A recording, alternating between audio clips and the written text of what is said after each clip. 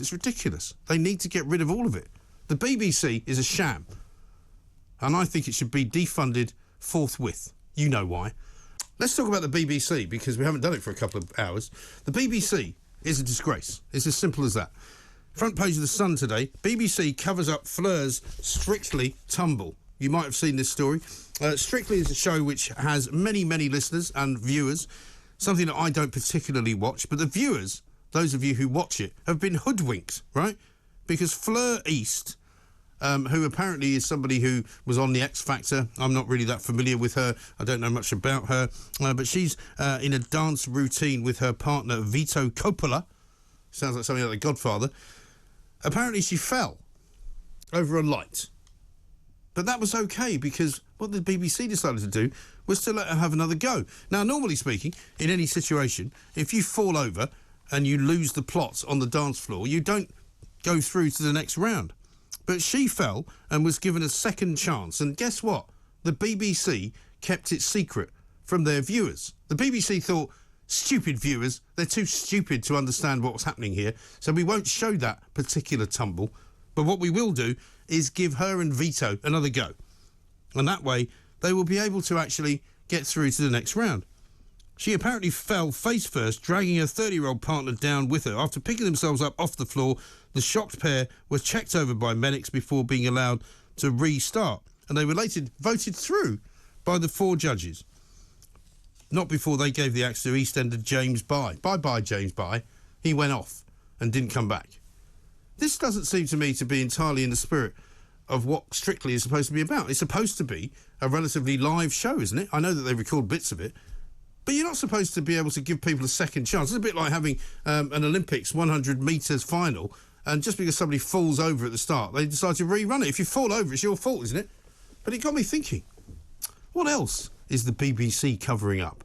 What else do they do that we don't find out about? And how else are we supposed to find out what they're covering up? We know their news department is a complete and utter ridiculous place, a place where news is not news unless it's an agenda-filled piece of news which fits the agenda of the BBC. If you saw the latest radar results last week, every BBC radio station has lost viewers and listeners, millions and millions and millions. Radio 5 Live's down by 20%. Radio 4 has dipped below 10 million for the first time. Radio 1, Radio 2, they've all lost. They're all losing. Because why?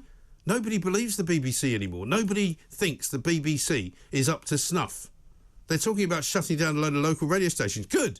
They should. They've got about 62 local radio stations around the country. I was bang on about this. They've got BBC Sussex, BBC Kent and BBC Essex, all in the same arena, all doing different things, all paying different people to do different things. It's ridiculous. They need to get rid of all of it. The BBC is a sham, and I think it should be defunded forthwith. You know why. Let's talk a little bit, though, about the former Secretary of State for Health in this country, Mr. Matt Hancock. It's been revealed in The Sun today that not only is he going to the jungle, which we broke on this very show a couple of days ago to take part in I'm a Celebrity, Get Me Out of Here, but he's not getting $150,000 for the gig. He's not getting $300,000 for the gig. He's not even getting $350,000 for the gig. He's getting £400,000. That's almost £500,000 to appear in a television reality show where he's supposed to be in Parliament actually working for his constituents in Suffolk, right?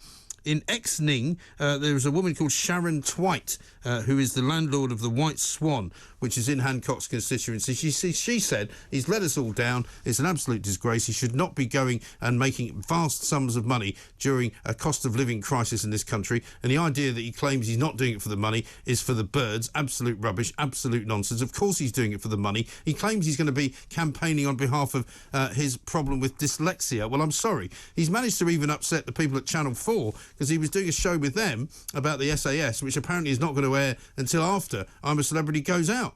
So not only has he let down his constituents, not only is he flaunting his reputation as a safe pair of hands and a former cabinet minister and somebody who's supposed to be responsible, not only is he taking £400,000 and profiting from what he did, which many people don't like, he's actually just being really cocky about it.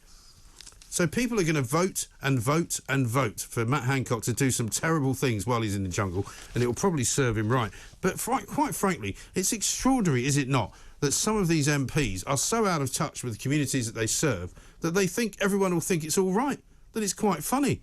Oh, good luck to you, Matt. You go and make hay while the sun shines. You go take advantage of everybody in this country who you made stay indoors, who you told couldn't go out, who you said couldn't go to the pub, who you insisted could not travel. I was one who couldn't go and see his mother for 2 years, even though she's in her 90s. Thanks a lot, Matt. I'm glad you're profiting from that. He's got a book coming out as well. It's marvellous if you're Matt Hancock, isn't it?